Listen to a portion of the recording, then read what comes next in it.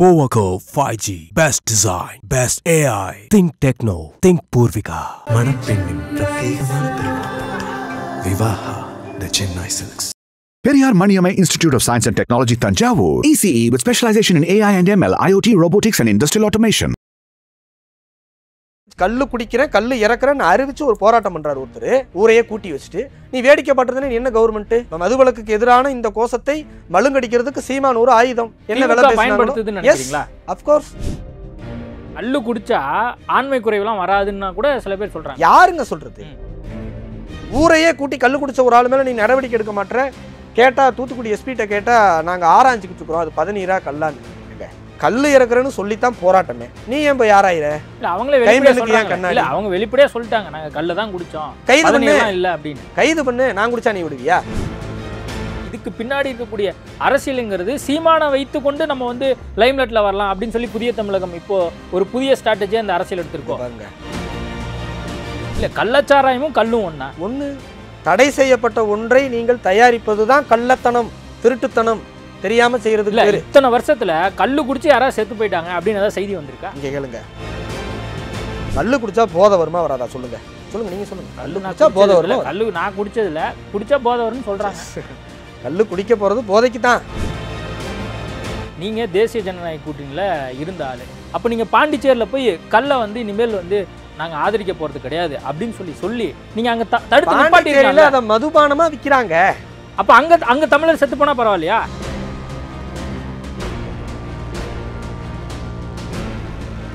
IBC Tamil நேயர்களுக்கு வணக்கம். இன்றைய நேர்காணலில் நம்மோடு இணைந்திருக்கிறார் புதிய தமிழகம் கட்சியின் தகவல் தொழில்நுட்ப அணியின் இணைச் செயலாளர் சங்கர் குரு அவர்கள். வணக்கம். வணக்கம். கல் இறக்கிய சீமான் அப்படிங்கிறதான் ஒரு பரபரப்பான செய்தியாக இருந்தது. நாங்கள் எல்லோரும் எதிர்பார்த்தோம் திமுகவிட்டேருந்து ஒரு ரியாக்ஷன் வரும் அப்படின்னு சொல்லி. திடீர்னு புதிய தமிழகம் கட்சியினுடைய தலைவராக இருக்கக்கூடிய டாக்டர் கிருஷ்ணசாமிகிட்டேருந்து ஒரு அறிக்கை. என்ன காரணம்? திடீர்னெல்லாம் வரல. புதிய தமிழ் கட்சியின் பொறுத்தளவு துவங்கப்பட்ட காலத்திலிருந்து மதுவுக்கு எதிரான நிலைப்பாட்டில் மிக உறுதியாக களமாடி கொண்டிருக்கிற கட்சி. மதுவுக்கு எதிரான நிலைப்பாடு என்பது புதிய கட்சிக்கு திடீர்னு வந்ததெல்லாம் கிடையாது. துவங்கிய காலத்திலிருந்து வந்தது. துவங்கிய காலத்திலேருந்துன்னு சொல்கிறீங்க. ஆனால் இந்த 4 வருஷத்தில் டாஸ்மார்க்கில் அதிக வருமானம் வந்திருக்கு அப்படிங்கிற செய்தி. அது மட்டும் இல்லாமல் அமைச்சர் கைதான விஷயம். இந்த 4 வருஷத்தில் குடிபோதையினால் நிறைய பேர் வந்து இறந்த விஷயங்கள். அது மட்டும் இல்லாமல் கள்ளக்குறிச்சி விவகாரம். இந்த விவகாரங்கள் போதெல்லாம் கிருஷ்ணசாமி எங்கே போனார், சங்கர் குரு எங்கே போனார் அப்படிங்கிற கேள்வி இருக்கேன். கள்ளக்குறிச்சிக்கு நான் உட்பட எங்கள் இளைஞரணி தலைவர் அவர்கள் நேரடியாக பாதிக்கப்பட்டவர்களை சந்தித்து அதற்காக கோயம்புத்தூரில் மிகப்பெரிய ஆர்ப்பாட்டத்தை நானும் கலந்து கொண்டு இளைஞரணி தலைவர் தலைமையில் நடத்தினோம். மரக்காணத்தில் மதுராந்தகத்தில் பிரச்சனை நடந்த பொழுது தலைவர் அவர்கள் நேரடியாக அங்கே போயிருந்தார். நாங்கள் எந்த பிரச்சனையும் வந்து திடீர்னு அங்கே விட்டுட்டுலாம் இங்கே வரல. எல்லா பிரச்சனைகளையும் மதுவுக்கு எதிரான முதல் குரலாக புதிய கட்சியின் குரல் இருந்திருக்கு. தனியாக மதுவுக்கு எதிராக ஒரு புத்தகத்தை போட்டு தலைவர் கைப்பட எழுதி வீடு வீடாக வீதி வீதியாக பிரச்சாரம் செஞ்சுட்ருக்குறோம். அதில் எல்லாத்துலேயுமே நீங்கள் இப்போ சொன்னீங்க இல்லையா பல வருமானங்கள் வந்துக்கிட்டு இருக்கு அப்படின்னு, அதற்காக எல்லாம் இப்போ 1000 கோடி ரூபா ஸ்கேம் தான் கண்டுபிடிக்கப்பட்டிருக்கு. 1 லட்சம் கோடி ரூபா டாஸ்மாகில் ஊழல் வந்திருக்குன்னு முதல் முறையாக ஆவணங்களோடு 400 பக்கத்திற்கும் மேற்பட்ட ஆவணங்களோடு ஆளுநர்களை சந்தித்து நேரடியாக மனு கொடுத்து புதிய கட்சி தொடர்ந்து மதுவுக்கு எதிராக ஊழலுக்கு எதிராக தொடர்ந்து களம் கண்டுட்டு இருக்குது. அதில் பீர் கல் பிராந்தி அனைத்துமே விஷம்தான்னு இன்றைக்கி இல்லை, சீமான் கல் குடிச்சதுனால இல்லை, துவங்கிய காலத்திலேருந்தே எங்களுக்கு பீரும் ஒன்று தான், கல்லும் ஒன்று தான், பிராந்தியும் ஒன்று தான், கள்ளச்சாராயம் ஒன்று தான். புதிய கட்சி எந்த இடத்திலும் எங்களை விரல் நீட்டி அப்போ எங்கே போனீங்க இப்போ எங்கே போனீங்கன்னு கேட்குற எந்த விதமான தார்மீக அடிப்படையும் வேறு யாருக்குமே இருக்காது. கல்லுங்கிறது ஒரு இயற்கை சம்பந்தப்பட்ட ஒரு விஷயம். இது ஒரு மதுபானமே கிடையாது, இது ஒரு இயற்கை பானம் அப்படின்லாம் சொல்கிறாங்களே. கஞ்சாவும் இயற்கை தாங்க, ஒன்றும் செயற்கைலாம் கிடையாது. இதுவாவது ப்ராசஸ் பண்ணணும், இதுவாவது ஏதாவது பண்ணணும், டைம் எடுக்கும். கஞ்சாலாம் ஒன்றும் இல்லை, வெயிலில் போட்டு காய வச்சாலே அந்த நிலைக்கு வந்துடும். கள்ளச்சாராயம் ஒன்றும் பேர் கள்ளச்சாராயம்னு அவங்க வச்சுருக்கிறாங்க, அது சாராயம். அதுவும் ஒன்றும் செயற்கையாக வந்து திடீர்னு A+C=2 கம்ப்யூட்டரில் டிசைன் பண்ணி கண்டுபிடிக்கிறதுலாம் கிடையாது. கடுக்காய் வெல்லம் சரிங்களா, இயற்கையான இதை வச்சு தயாரிக்கிறது தான். இதோட கண்டென்ட் என்ன, இதோட ஃபேக்ட் என்ன, குடித்தா போதை வரும், அவ்வளவுதான். இங்கே அதிகமாக குடித்தா போதை வரும், கம்மியாக குடித்தா அது உடல் நலத்துக்கு கேடு போல அப்படின்னு சொல்லி சித்த மருத்துவத்திலே சொல்லியிருக்கிறதா சொல்கிறாங்களே ஆராய்ச்சியாளர்கள். எந்த ஆராய்ச்சி சொல்லியிருக்கு குடிக்கலாம்னு? எந்த ஆராய்ச்சி சொல்லியிருக்கு? சித்த மருத்துவத்தில் பயன்படுத்துகிறாங்களா இல்லையா? சித்த மருத்துவம் என்ன சொல்லுது இதை பற்றி? அப்படிலாம் வந்து ஒரு டைப் ஆஃப் சார் டானிக் ரெகுலராக குடிக்கணும் சார். சளி பிடிச்சாவோ அல்லது உடல்நிலை சரியில்லை ஒரு டப்பா குடிச்சா அதுதான் சொல்றேன். போதை வரும். அதிகமா குடிச்சா எதா இருந்தாலுமே நச்சு தானே. இது அடிப்படையிலேயே ஆல்கஹால் கண்டென்ட் இருக்கக்கூடிய பானம். அதான் இங்கே விஷயம். புரியுதுங்களா?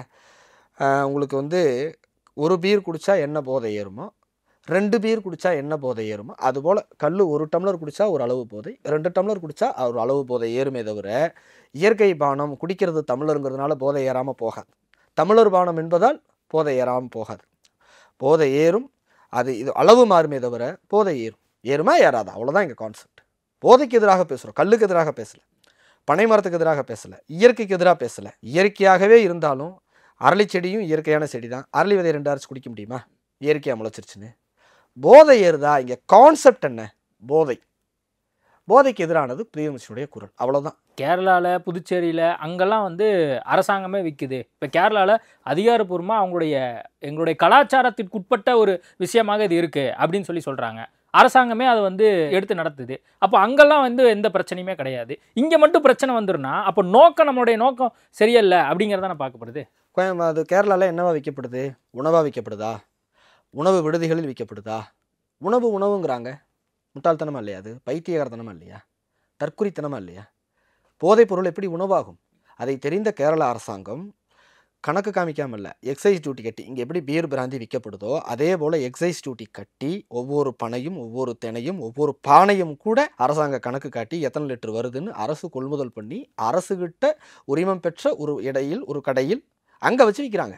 அதே மாதிரி அதே மாதிரி சீமான் மதுன்னு சொல்லி வா, இது மதுதான்னு சொல்லி வா. ஒன்று ரோட்டுக்கு இந்த பக்கம் நின்று இது மதுதான், தமிழர் குடிக்கக்கூடிய மதுபானம்னு பேசிவா. இல்லைன்னா இந்த பக்கம் உணவு அப்படின்னு பேசிவா. ரெண்டுக்கு நடுவில் நின்னா ஏதோ சொன்னார், விஜயை மென்ஷன் பண்ண மாதிரி, விஜய் எச்சரிச்சது போல நடுவில் நின்னா ராடி அடிப்பட்டு செத்து போயிடணும். அந்த மாதிரி தான் இது மதுன்னு வா. நீ அது மதுவே இல்லை, ஏதோ பார்க்கடலில் கண்டெடுத்த என்ன அமிர்தம் போல பேசுனா. பிராந்தி குடிச்சா போதை ஏறும், மது குடிச்சா கல்லு குடிச்சா குழந்தை பெப்பம்னா என்ன அர்த்தம்? கல்லு குடிச்சா ஆண்மை குறைவெல்லாம் வராதுன்னா கூட சில பேர் சொல்றாங்க. யாருங்க சொல்றது? யார் சொல்றது? அதை ஆதரிக்கக்கூடியவங்க சொல்றாங்க. சில விவசாயிகள் ஒயின் என்னது? ஒயின் என்னது? ஒயின் குடிச்சா அதை ஒயிட் ஆவாங்க அப்படின்லாம் சொல்றாங்க. 1000 காரணங்கள் இருக்குங்க. கெட்டது செய்யறதுக்கு 1000 காரணங்கள் இருக்கும். ரோடு போட்டிருக்காங்க, எனக்கு என்ஜாய் பண்றேன் அப்படிங்கிறதுக்காக ரோட்டை விட்டு தாறுமாற ஓடிட்டு போக முடியுமா?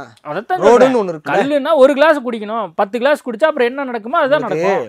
1800களில் துவங்கி அந்த மதுபான கலாச்சாரம் 1937 வாக்கில் ராஜாஜி பீரியடில் மதுவிலக்கு கல்லும் சேர்த்து விலக்கு அளிக்கப்படுது. 1971 எரிகின்ற நெருப்பு வட்டத்திற்கு நடுவில் எரியப்படாத கற்பூரமாக நான் இருக்கிறேன் அப்படின்னு கருணாநிதி சொல்லி அந்த மதுவிலக்கை வந்து கல்லையும் சேர்த்து தான் திறந்து விடுறாங்க. என்ன காரணம் சொல்லி கல்லை தடை செய்கிறாங்க அப்படின்னா, அது மாறி வருது, தடை திறப்புன்னு எல்லாம் வருது. பட் கல்லுக்கு என்ன காரணம் சொல்லப்படுதுன்னா, ஒரு ஃபேக்சுவலான ரீசன் என்னென்னா, இன்றைக்கி 5500 கடை இருக்குது. 5500 கடையினுடைய விலாசம் இருக்குது, போராடலாம். 19 மது ஆலைகள் இருக்குது, 15 திமுக காரங்களுக்கு சொந்தமாக இருக்குது, 5 இன்னப்பிறரோட எண்ணிக்கை இருக்குது. சரியா? ஆனால் தென்னை மரத்தினுடைய எண்ணிக்கை இதை எல்லாத்தையும் அளவுகோல் பண்ண முடியல. இங்க தூத்துக்குடியில இந்த விவசாயி இவ்வளவு தென்னை மரம் வச்சிருக்காரு, இவ்வளவு பனை மரம் வச்சிருக்காரு அப்படிங்கிறது அரசாங்கத்தால எடுக்க முடியாதா என்ன? கேளுங்க, இங்க நிறைய ஒழுங்குபடுத்தணும் சார். நான் கேட்கிறேன், இப்ப சங்கர் குரு தூத்துக்குடியில இருந்து வராரு, அவர்கிட்ட எத்தனை தென்னை மரம் இருக்கு, எவ்வளவு பனை மரம் இருக்குன்னு அரசாங்கத்துக்கு ஒரு புள்ளி இவ்வளவு பாடுபட்டு ஒரு போதையை கொடுத்தே ஆகணுமா? போதையை குடிச்சே ஆகணுமா? இப்போது தென்னை பனை மரத்தில் வேர்லேருந்து நுனி வரை பயனுள்ள பொருட்கள் தான். பதநீர் இறங்குது, அந்த பாலையை கீறி விட்டால் முதல்ல விழுகிறது இதாக விழுகுது, தெளிவாக விழுகுது. அந்த தெளிவில் நீ சுண்ணாம்பை கலந்து பதனி ஆக்கிடலாம். நீ இதை அப்படியே வேணும், போதைக்கு வேணுன்றதுனால தானே அதை வச்சிருக்கிற. நீ போதை வேணுங்கிற கான்செப்ட் தானே அங்கே இருக்குது. நம்ம போதைக்கு எதிராக நிற்கணும்ல. நீ ஏன் இவ்வளோ ரிஸ்க் எடுக்கிறீங்கன்னு கேட்குறேன்.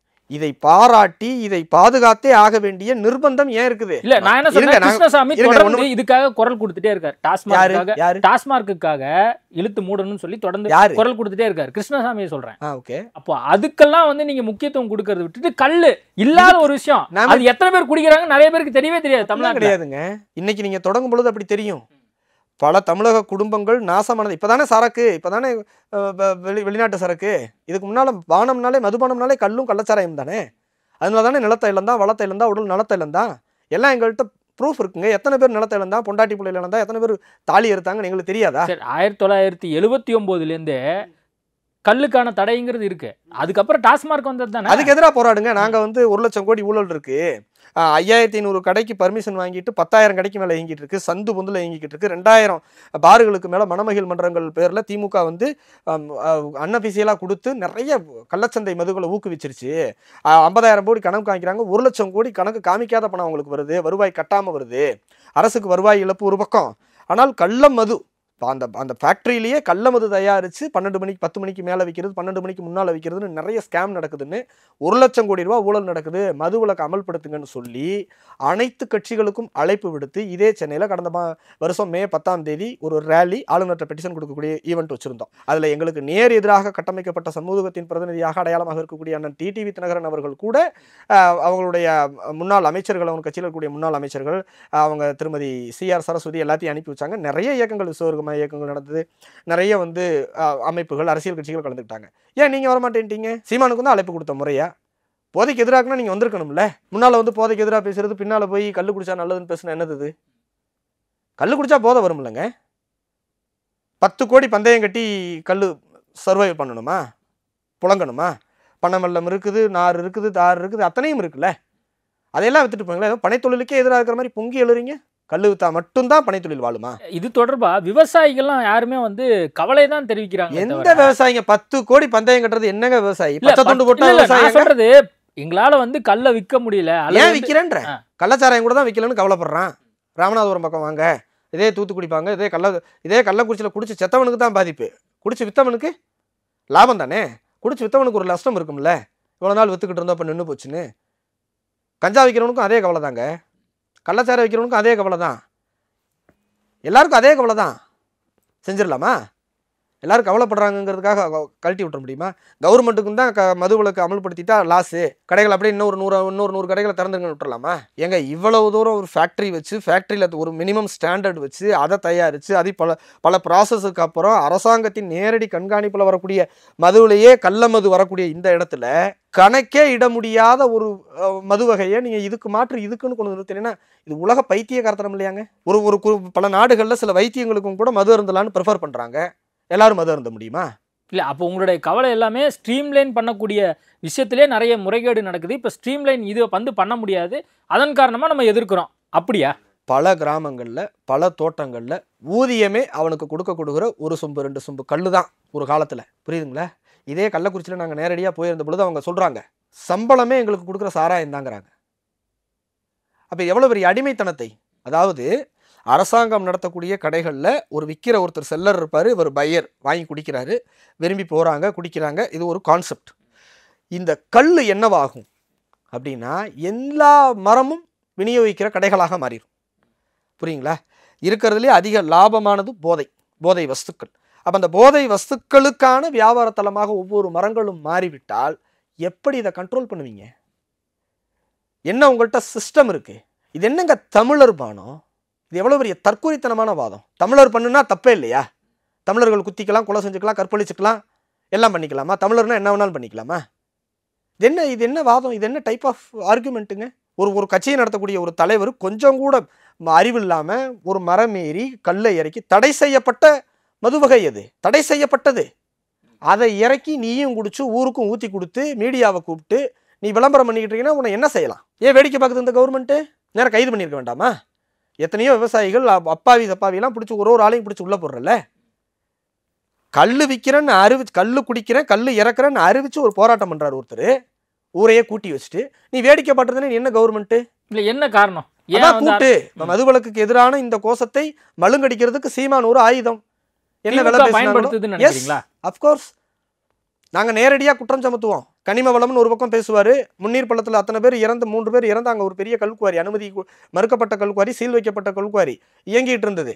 அதில் 3 பேர் ஆக்சிடென்ட்டாக இறந்தாங்க. அந்த முதலாளிகிட்ட காசு வாங்கினது எங்களுக்கு தெரியாதா? எல்லாத்தையும் பேக் ஹண்டில் முன்னால் வந்து வீராவசனம் பேசி இந்த அப்பாவி இளைஞர்களை மூளைச்சலவை செய்து இவருக்கு ஆதரவாக சமூக வலைதளங்களில் எழுத விட்டுட்டு இவர் பின்னால் பேக் ஹண்டில் போய் பேரம் பேசுறது. மதுவிலக்கு நடந்தே ஆகணும், மதுவுக்கு எதிராக நம்ம வந்து மதுவிலக்கு சொல்லி ஆட்சிக்கு வந்துட்டோம். நம்ம ஆளுங்க எதிர்கட்சியாக இருந்த பொழுது மதுவுக்கு எதிராக பேசிட்டு ஆளுங்கட்சியாக வந்ததுக்கப்புறம் நம்மளால் மதுவை ஒழிக்க முடியல.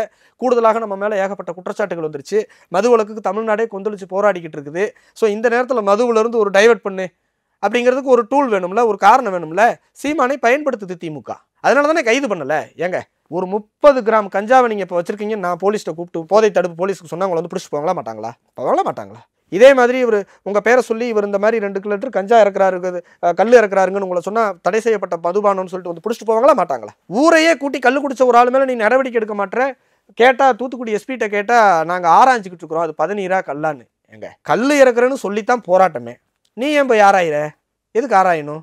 இல்ல அவங்களே அவங்க வெளிப்படையா சொல்லிட்டாங்க நாங்க கல்ல தான் குடிச்சோம், கைது பண்ணி இல்ல அப்படின்னு. கைது பண்ணு. நான் குடிச்சா நீ விடுவியா? ஊரே குடிச்சா விடுவியா? அப்ப நீ விட்டுட்டு வேடிக்கை பார்க்குற. கவர்மெண்ட் விட்டுட்டு ஒரு சட்டவிரோத செயலை, தடை செய்யப்பட்ட ஒரு மது வகையை ஊரை கூட்டி கொடுக்குற ஒரு நபரை நீ வேடிக்கை பார்த்துட்டு இருக்கன்னா உனக்கும் அவருக்கும் கூட்டு இருக்குன்னு அர்த்தம். உன்னோட அனுமதி இல்லாம உன்னோட டைரக்ஷன் இல்லாம அதை செஞ்சிருக்க மாட்டான். அப்ப அங்க பொருந்தது இல்ல. சீமான் பண்ணக்கூடிய அந்த தவறை எடுத்து காட்டுறீங்களே தவிர இதுக்கு பின்னாடி இருக்கக்கூடிய அரசியலுங்கிறது சீமானை வைத்து கொண்டு நம்ம வந்து லைம்லைட்ல வரலாம் அப்படின்னு சொல்லி புதிய தமிழகம் இப்போ ஒரு புதிய ஸ்ட்ராட்டஜியை அந்த அரசியல் எடுத்திருக்கோம். இல்ல நான் ஆரம்பத்திலேயே சொன்னேன், அங்க இருக்கக்கூடிய சீமான் தான் அப்படி ஒரு காரியத்தை பண்றான்னா அங்க இருக்கக்கூடிய கிராம மக்கள் அங்க கூட இருக்கிறவங்க எல்லாருமே கல்லு குடிக்கிறாங்களே, அவங்களுக்கு அதுல விருப்பம் இருக்கு, உடன்பாடு இருக்கு. கள்ளச்சாராயம் குடிச்சவங்க எல்லாம் நீ குடிச்சே ஆகணும் மூக்க பிடிச்செல்லாம் ஊத்தல. நம்ம போய் விரும்பி குடிச்சது தான். விரும்பாமல் போய் குடிச்சிருப்பாங்கன்னு நினைக்கிறீங்களா? காய்ச்சல் விரும்பாமல் காய்ச்சிருப்பான்னு நினைக்கிறீங்களா? ஆனால் செத்தான்ல, பாதிப்பு இருக்குல்ல, உடல் வளம் கெட்டுருக்குல்ல. இல்லை கள்ளச்சாராயமும் கல்லும் ஒன்று. தடை செய்யப்பட்ட ஒன்றை நீங்கள் தயாரிப்பது தான் கள்ளத்தனம், திருட்டுத்தனம். தெரியாமல் செய்யறது இல்லை. இத்தனை வருஷத்தில் கல்லு குடிச்சு யாராவது செத்து போயிட்டாங்க அப்படின்னு ஏதாவது செய்தி வந்திருக்கா? இங்கே கேளுங்க. 2 பேரும் இப்போ நீங்கள் இருக்கீங்க, உங்களுக்கு 2 பாட்டில் பிராண்டி அல்லது 2 பாட்டில் பீர், இன்னொருத்தருக்கு 2 பாட்டில் கல் கொடுப்போம். டாக்டர் வந்து செக் பண்ணட்டும். நுரையீரலில், கல்லீரலில், இதயத்தில், உடலில் 2க்கும் எந்த விதமான மாற்றம் வரல. கல் வந்து உடலுக்கு ஆரோக்கியம், பீர் தான் ஆல்கஹாலிக்குன்னு சொல்லிட்டு போயிடுவாங்களா? சொல்லுவாங்களா? கல் குடிச்சா போதை வருமா வராதா? சொல்லுங்க சொல்லுங்க, நீங்க சொல்லுங்க. கல் குடிச்சா போதை வரும். கல் நான் குடிச்சதில்ல, குடிச்சா போதை வரும்னு சொல்றாங்க. கல் குடிக்க போறது போதைக்கு தான். கல் குடிக்க போறது போதைக்கு தான். போதைக்காக குடிக்கக்கூடிய கல்லை நான் காலேஜ் போறப்பே குடிச்சிட்டு தான் போவேன். இப்போ கிருஷ்ணசாமி தமிழ்நாட்டில் கல் குடிச்சு யாரும் வந்து கிடக்கூடாதுன்னு நினைக்கிறாரு. அப்போ இந்தியா முழுவதும் கல் இருக்கே, அப்போ இந்தியா முழுவதும் வந்து எல்லாருக்கும் நல்லது பண்ணுங்கிற அடிப்படையில் எல்லாருமே கல் குடிக்க வேணாம்னு சொல்லலாமே. வேணான்னு தான் சொல்கிறோம். நாங்கள் இருக்கக்கூடிய ஏரியாவில் போராட்டம் பண்ணுறோம், இதுக்கு எதிராக ஆர்ப்பாட்டம் பண்ணுறோம், போராட்டம் பண்ணுறோம், தொடர்ந்து குரல் கொடுக்குறோம், விழிப்புணர்வு ஏற்படுத்துகிறோம். ஒரு ஜனநாயக சக்தியாக நாங்கள் துவங்கிய காலத்திலிருந்து. இடையில ஒரு வரி சொன்னீங்க, ஏதோ சீமானை பேசினா லைம்லைன். புதிய தமிழகம் கட்சியை பொறுத்தளவு எதிரில் இருக்கக்கூடியது சீமானா கோமானான்லாம் பார்க்க மாட்டோம். நாங்கள் எதிரில் இருக்கக்கூடியது சமூக விரோத கருத்தா, சமூக விரோத கருத்தை பேசுகிறாங்களா, சமூகத்திற்கு எதிரான நடவடிக்கைகளை செய்கிறாங்களா, இஷ்யூ பேஸ்டு பாலிடிக்ஸ் தான். இன்னைக்கு தேதியில் பலரும் இதை பேசுவதற்கு தயங்கும் பொழுது புதிய தமிழ் கட்சி மட்டும்தான் முன்னின்று முரட்டுத்தனமாக அதை பேசிட்டு இருக்கு. விடவும் கூடாது. பாண்டிச்சேரியில் பல வருடங்களாக இருக்குது. நீங்கள் தேசிய ஜனநாயக கூட்டணியில் இருந்த ஆள். அப்போ நீங்கள் பாண்டிச்சேரியில் போய் கல்லை வந்து இனிமேல் வந்து நாங்கள் ஆதரிக்க போகிறது கிடையாது அப்படின்னு சொல்லி நீங்கள் அங்கே தடுத்து மதுபானமா விற்கிறாங்க. மதுபானமா கூட்டணியில் இருக்கீங்களா சார்? உடல்நலத்துக்கு கேடு சார். அங்கே இருக்கக்கூடியவங்க தமிழர் சார். அப்போ அங்கே தமிழர் செத்து போனால் பரவாயில்லையா? இங்கே இதே மாதிரி சீமான் போய் பாண்டிச்சேரியில் போய் மற்றதெல்லாம் அடைச்சிட்டு வந்து கல் மட்டும் வீங்கன்னு சொல்ல முடியாதா? இல்ல உங்களுடைய நோக்கம் பாண்டிச்சேரியில் ஒரு மாதிரியும் தமிழகம் ஒரு மாதிரியும் இருக்க. இங்கே பாருங்க, மனித குலம் மதுவால் அழிந்த வரலாறு பலவற்றை நம்ம படிச்சிருக்கிறோம். அந்த ரீதியில் இங்க யாருக்கும் கேடு வரக்கூடாது, அதற்கான போராட்டம். அப்புறம் ஏன் தேசிய ஜனநாயக கூட்டணியில் இருந்தீங்க? இது என்ன கேள்வி இது? பாண்டிச்சேரியில் நீங்க வந்து தேசிய ஜனநாயக கூட்டணியில் இருக்கிறீங்க. இப்போ எச் ராஜா இதுக்கு ஆதரவு தெரிவிக்கிறாரு. கிட்டத்தட்ட நாங்க எங்களுடைய மேனிஃபெஸ்டோல தொடர்ந்து 6 முறையா நாங்க தேர்தல் அறிக்கையின் போது கொடுத்துட்டே இருக்கிறோம் அப்படின்னு சொல்லி அவர் சொல்றாரு. சீமானுக்கு ஆதரவு தெரிவிக்கிறாரு. பாஜக தலைவர் அண்ணாமலை கல்லுக்கு ஆதரவாக பேசிய பொழுது உடனடியாக கண்டன அறிக்கை தெரிவிச்சார் தலைவர். நாங்க ஒன்றும் போய் எழுதி கொடுத்துட்டு புதிய தமிழகம் அப்படின்னு எழுதி கொடுத்துட்டுலாம் வரலங்க. தேர்தல் கூட்டணி என்பதும் இதுவும் ஒன்னா. தேர்தல் கால கூட்டணி என்பது தேர்தல் முடிஞ்சு பேர்பட்ட ஒரு கெடுதல் விளைவிக்கக்கூடிய ஒரு விஷயத்த நாங்க கூட்டணியில இருந்து எதிர்க்கிறோம், நாங்க கூட்டணிக்கே வரமாட்டோம், இதனால உயிர் இறந்துருவாங்க அப்படின்னு சொல்லி கூட்டணி விட்டு வைக்க கூடாதுல்ல. இங்க கேளுங்க, தமிழ்நாட்டில் தமிழ்நாடு கவர்மெண்ட் இருக்கு. தமிழ்நாடு நினைச்சா மதுவை ஒழிக்கலாம், மது விலக்கை அமல்படுத்தலாம். சரியா? நாங்கள் தமிழ்நாடு அரசை நோக்கி தமிழ்நாட்டில் பாலிடிக்ஸ் பண்ணிருக்கிறோம், தமிழ்நாட்டை நோக்கி கேட்குறோம். பாஜகவுடைய தலைவரே கல்லுக்கு ஆதரவாக பேசினாலும் உடனடியாக கண்டனம் தெரிவிக்கிறோம். ஒரு ஜனநாயக சக்தியாக எந்த எல்லை வரைக்கும் எங்களால் ஓட்டு அரசியலுக்காக நாங்கள் ஒரு காலத்திலும் பேசணும். 2020 நினைச்சாருன்னா அண்ணாமலைக்கு கால் பண்ணி தப்பு அப்படின்னு சொல்ற அளவுக்கு ரொம்ப க்ளோஸான ஆட்கள் தானே. அரசியல்ல எல்லாமே ஓப்பன் தாங்க. எங்களை பொறுத்தளவு ஹிடன் அஜெண்டாவோ இல்லை பேக் சைடு ரிலேஷன்ஷிப்லாம் எதுலையுமே கிடையாதுங்க. கருத்து தவறுனா அதை கண்டிப்போம். புரியுதுங்களா? அது எங்களுக்கு எந்த விதமான தயக்கமும் எப்போதும் இருந்தது கிடையாது. நாங்கள் 2021 தனிச்சு தான் போட்டிட்டோம். 2021 அப்படி பார்த்தா அதிமுகவும் பாஜகவும் ஒன்றா இருந்தாங்க. நாங்கள் தனிச்சு போட்டிட்டோம். 2024 பாஜக தனிச்சு போட்டிட்டாங்க, நாங்கள் அதிமுக கூட இருந்தோம். அதை இதையெல்லாம் பொருத்தி பார்க்கக்கூடாது. இட்ஸ் அ பாலிசி, புரியுதுங்களா? இது கட்சியினுடைய கொள்கை, போதைக்கு எதிரானது. நாங்கள் அதில் சமரசம் செஞ்சுக்கிட்டோங்கிறலாம் பொருளே கிடையாது. நாங்கள் ஒரு காலத்திலும் போதையில் சமரசம் செஞ்சுக்கிட்டோம். ஏன்னா எங்கள் கட்சி துவக்கமே போதைக்கு எதிரானது தான். நாங்கள் அந்த அடிப்படையில் தான் நாங்கள் சீமானை எதுக்கலை, கல்லை எதுக்கலை, பனைத்தொழில் எதுக்கலை, போதையை எதிர்க்கிறோம். அந்த அடிப்படையில் கல்லும் போதைப் பொருள் தான் அப்படிங்கிறோம். இப்போ இந்த விவகாரம் தொடர்பாக உங்கள் கட்சி சார்பாக எதுவும் நீங்கள் புகார் எதுவும் கொடுக்க போகிறீங்களா காவல்துறை கிட்ட? ஏன்னா இப்போது இதுக்கு நீண்ட ஒரு அறிக்கையை வந்து கொடுத்துருக்காரு. அருவாள்லாம் வச்சுட்டு ஏதோ மிரட்டுறாங்க அப்படிங்கிற மாதிரிலாம் வந்து சொல்கிறாரு. அதுக்கு அவரே அந்த இதில் சொன்னார், எனக்கு அருவாளை வச்சுட்டு தானே வந்து நம்ம பணம் ஏற முடியும், எப்படி காமிச்சிட்டா வெட்டி சாச்சிருவேன் அப்படின்ட்டா எல்லா பணம் மரம் வெட்டுறவங்களும் அருவாளை வச்சுட்டு அப்படிங்கிறாங்களா? போஸ்ட் கொடுக்குறாரு, கேமரா இருக்கு, போஸ்ட் கொடுக்குறாரு, அவ்வளவுதானே. இந்த போஸ்ட் கொடுக்கக்கூடிய சுதந்திரம் என்ன அர்த்தம்? அது இதோட மீனிங் என்னங்க? அருவாளை காமிச்சிட்டு எதிரில் அரசு அதிகாரிகள் இருக்கிறாங்க, எல்லாரும் இருக்கிறாங்க, அவங்கள பார்த்து அருவாளை காமிச்சு மிரட்டுறது என்ன நடைமுறைன்னு கேட்குறேன். நாங்கள் புதிய முன்சிங் சார்பாக, வழக்கறிஞர் அணி சார்பாக தமிழ்நாடு முழுவதும் எல்லா மாவட்டத்திலும் அங்கங்கே இருக்கக்கூடிய காவல் நிலையங்கள் புகார் கொடுத்துட்ருக்குறோம். உச்சபட்சமாக நேற்று இங்கே சென்னையில் டிஜிபி அலுவலகத்தில் புகார் கொடுக்கப்பட்டிருக்கு. அங்கே சம்மந்தப்பட்ட பெரியதாலை பகுதியில் இருக்கக்கூடிய தட்டார்மடம் காவல் நிலையத்தில் எங்களுடைய வழக்கறிஞர் அணி போய் புகார் கொடுத்துருக்குறாங்க. நிச்சயமாக சமூகத்தில் இது ஒரு தவறான முன்னுதாரணம். இதை தமிழக அரசு அனுமதிக்கக்கூடாது, தமிழக காவல்துறை அனுமதிக்கக்கூடாது. அப்படி அனுமதிக்கும் பட்சத்தில் வெளிப்படையாக கல்ல இறக்குறேன்னு சொன்னதுக்கு பின்னால் நீ போய் ஆராய வேண்டிய அவசியம்லாம் கிடையாது. அப்படி இருக்கக்கூடிய இடத்துல இது திமுக கவர்மெண்ட்டையும் காவல்துறையையும் சேர்த்து சந்தேகிக்கும்படியான செயல்.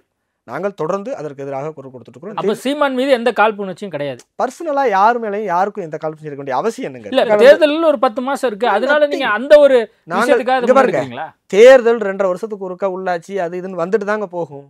புதிய தமிழகத்தினுடைய ட்ராக் ரெக்கார்டு தெரியாதவங்க தான் அந்த குற்றச்சாட்டை வைப்பாங்க. புதிய தமிழகம் கட்சி தேர்தல் முடிஞ்ச அடுத்த நாள் போராட்டம் பண்ணும், புரியுதுங்களா? நாங்கள் தேர்தலை போராட்டமாகத்தான், இப்போ தேர்தலையும் ஒரு வாக்கு அரசியல் போராட்டமாகத்தான் கடந்து வந்துட்டு இருக்கமே தவிர எங்களுக்கு வாக்கு அரசியல்னு முக்கியம் இருந்தால் இந்த நேரத்தில் இதை பேசக்கூடாது இல்லைங்க. எல்லாரும் அமைதியாக இருக்கிறது போல நாங்களும் அமைதியாக இருந்துட்டு போயிடலாம்ல, புரியுதுங்களா? இந்த நேரத்தில் பேசக்கூடாதுன்னு மற்றவங்களுடைய மௌனத்திற்கு பின்னால் ஒரு வாக்கு அரசியல் இருக்குது. எங்கள்கிட்ட அது கிடையாது, எந்த சூழ்நிலையும் அது கிடையாது. எந்த இஷ்யூ வந்தாலும் இஷ்யூ பெஸ்ட் தான். தப்புனா தப்பு, சரின்னா சரி. நாங்கள் அந்த இடத்துல ஒரு நிலைப்பாட்டோட உறுதியாக இருக்கிறோம்.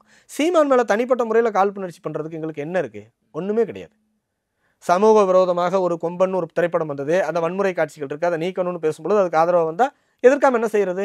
தப்புக்கு ஆதரவாக ஒருத்தர் வந்தால் அவரை எதிர்க்க வேண்டியது எங்களுடைய ஜனநாயக கடமைங்க, எங்களுடைய அடிப்படை கடமை. அதை செஞ்சே தீர்வோம் நாங்கள், அது யாராக இருந்தாலும் எவராக இருந்தாலும். ஓகே, கொள்கை ரீதியான ஒரு விஷயமாக தான் நாங்கள் எதிர்க்கிறோம், மற்றபடி தனிப்பட்ட முறையில் எந்த ஒரு காழ்ப்புணர்ச்சி இல்லைன்னு நீங்கள் சொல்கிறீங்க. அதேமாரி கிருஷ்ணசாமி அண்மையில் ஒரு அறிக்கை, இந்து தேசமாக அறிவிப்பதே இந்தியாவுக்கு பாதுகாப்பான ஒரு விஷயமா இருக்கும், இந்தியாவை இந்து நாடாக மாற்றிடுவோம் அப்படிங்கிறாரு. கிட்டத்தட்ட இது ஒரு ஆர்எஸ்எஸ்னுடைய அஜெண்டா. ஆர்எஸ்எஸ்னுடைய அஜெண்டாவை அப்படியே இவர் சொல்கிற மாதிரி இருக்கேன். அப்படிலாம் இல்லை. அதாவது நீங்கள் அதை முழுசாக அந்த அறிக்கையை படிக்கணும். அந்த அறிக்கையில் அதற்கான காரணங்களையும் அவரே சொல்கிறார்.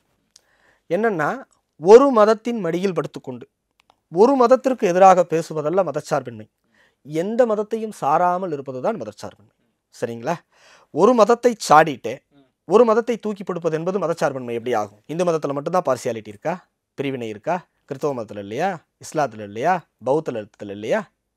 எல்லாத்திலும் இருக்கிறத துணிச்சல் அங்கே பேச முடியுதா? ஆனால் இந்து மதத்தில் இருக்கக்கூடிய பார்சியாலிட்டி எளிமையாக பேச முடியுதுன்னா அது எப்படி அது எப்படி மதச்சார்பின்மை ஆகும்? இல்லை, அப்போ இந்து நாடாக அறிவிச்சு விட்டு எல்லா விஷயத்தையும் பண்ணிக்கலாம் அப்படின்னா மதத்தின் அடிப்படையில் தான் இந்த நாடு துண்டாடப்பட்டுச்சு இல்லையா?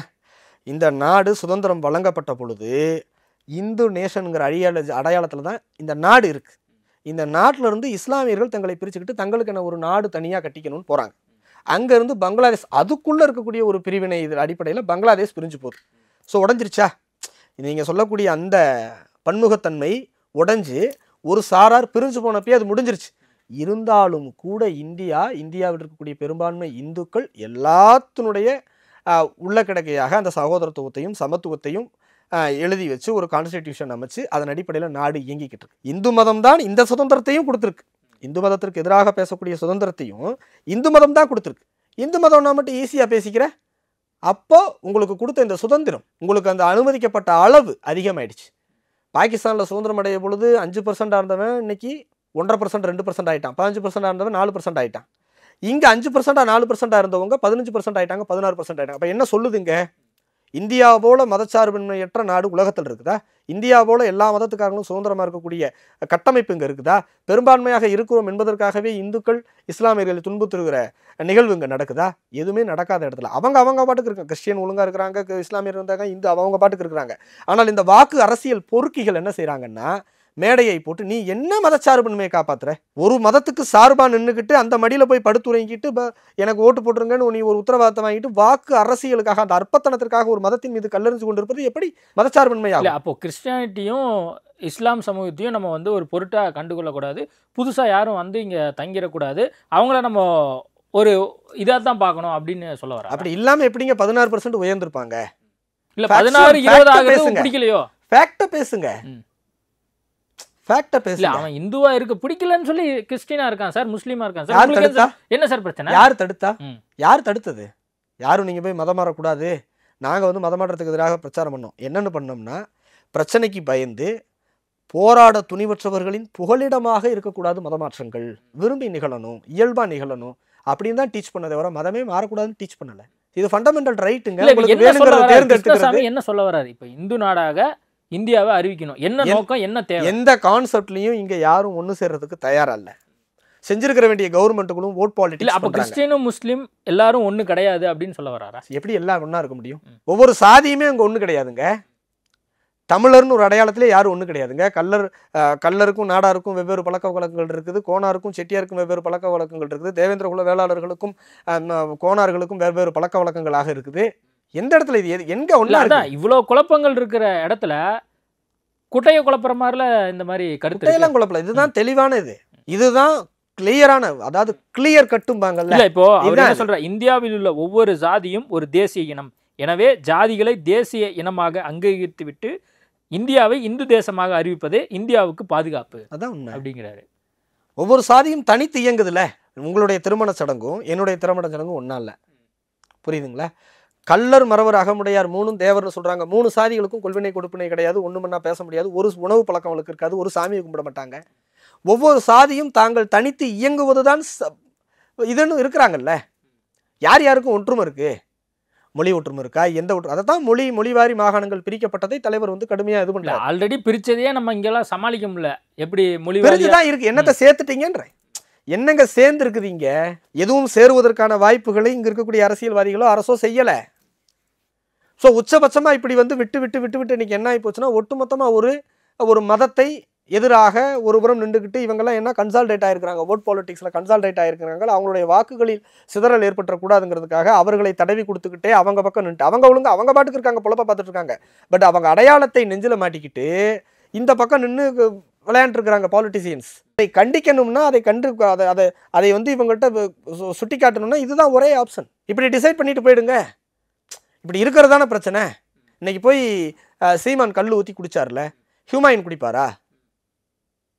அந்த இடத்துல குடிப்பாரா? தமிழர் பானம் தானே, ஹியூமாயின் தமிழர் தானே, குடிக்க வேண்டியதானே. நீ குடிக்க மாட்டேற? ஆணும் பெண்ணும் குடிக்கலாம், குழந்தையும் குடிக்கலாம், என் பொண்டாட்டி குடிக்குது, என் பிள்ளை குடிக்குதுன்னு கல்லுச்சாமி நல்லுச்சாமி எல்லாரும் சொல்கிறாங்கல்ல. ஏன் அங்கே இருக்கிற அந்த ஒரு பொண்ணு, நாம் தமிழரில் ஒரு இஸ்லாமிய பெண், ஒரு சகோதரி கூட பேசுவாங்க புர்காலாம் அமைச்சிட்டு, ஏன் அவங்க போய் குடிக்கல? இஸ்லாத்தில் மது தடை, கல் போதைப் பொருள் இருந்தாலும் அவங்க குடிக்க மாட்டாங்க. வெளிப்படையாக குடிச்சு இது பண்ணாங்கன்னா கண்டனங்கள் நிறைய சொல்லுவாங்க, கண்டிப்பாங்க. அவங்க அதுக்கு எதிராக இவங்க பேசுனாங்கன்னா மதத்துக்கு எதிராக அவங்க பேசி ஆகணும். அதானே யதார்த்தமாக இருக்குது, அதானே உண்மை. இஸ்லாத்தில் தடை செய்யப்பட்ட பொருள் தானே. ஒரு தமிழர் சாப்பிடக்கூடிய பன்றி இறைச்சியை ஒரு இஸ்லாமிய தமிழர் வீட்டுக்கு முன்னால் சமைக்க முடியுமா? அங்கே கொண்டு பரிமாற முடியுமா? ஒரு புத்திஸ்ட் செய்யக்கூடிய இடத்துல போய் நீங்கள் போய் ஒரு மாட்டு இறைச்சியை போய் இது பண்ணிட முடியுமா? இல்லை, இதுக்கெல்லாம் தீர்வு நம்ம இந்து நாடாக அறிவிச்சிட்டோம்னா எல்லாத்துக்கும் தீர்வு கிடைக்கும். இது இந்து நாடு தாங்க, சுதந்திரம் அடைவரை இது இந்து நாடு தான். அதைத்தான் வந்து கிறிஸ்தவர்களின் புனித நூலான பைபிள் 2000 ஆண்டுகளுக்கு முன்பாக எந்த இன்டர்பிரட்டும் நடக்காத ஒரு புனித நூல் நம்பப்படுகிற நூல். எஸ்தரின் சரித்திரத்தில் முதல் வரியே இந்து தேசம் முதல் எத்தியோப்பியா வரையிலான இந்தியாவை இந்து நாடாகத்தான் அடையாளப்படுத்துறாங்க. புரியுதுங்களா? இங்க போலியாக வேஷம் கட்டுகிற வேடதாரிகள் மதச்சார்பைங்கிற பெயரில் இங்க ஏமாத்தி ஓட் பாலிடிக்ஸ் பண்றதுடைய விளைவு பேச வைக்குது. புரியுதுங்களா? நாங்கள் போராடும் பொழுது, நாங்கள் இப்போ இனி எதிர்காலத்திலும் போராடும் பொழுது மதத்தை பாற்றோ அவர்கள் அடையாளத்தை பாற்றோ போராட போவது இல்லை, போராடியதும் இல்லை.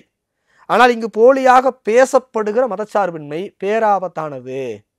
இங்கே பெரும்பான்மை மக்களின் கலாச்சாரத்தை சீரழிப்பது, பெரும்பான்மை மக்களின் அடையாளத்தை சிதைப்பது, பெரும்பான்மை மக்களை கிண்டல் அடிப்பது, கேலி செய்வது, ஒரு சாராரின் வாக்குகளை மட்டும் குறிவைத்து பெரும்பான்மை மக்களுடைய உணர்வுகளை காயப்படுத்தி செய்யக்கூடிய அந்த பாலிடிக்ஸ் இருக்கு இல்லையா, அதை தடுத்து நிறுத்தணும்னா இந்த மாதிரியான ஒரு இது தேவைப்படுது அப்படிங்கிறதா கான்செப்ட். அந்த மக்கள் ஏற்றுக்கிறாங்களா என்னங்கிறது நம்ம பொறுத்திருந்தா பார்க்கணும். அது காலம் தான் பதில் சொல்லும். நேர்காணல் கொடுத்ததுக்கு மிக்க நன்றி. மிக்க நன்றி. Powerco 5G, best design, best AI. Think Techno, think Purvika. மணப்பெண்ணின் பிரத்யேகமான திருமணம். Vivaha the Chennai Silks. Periyar Maniammai Institute of Science and Technology, Tanjavur. ECE with specialization in AI and ML, IoT, robotics, and industrial automation.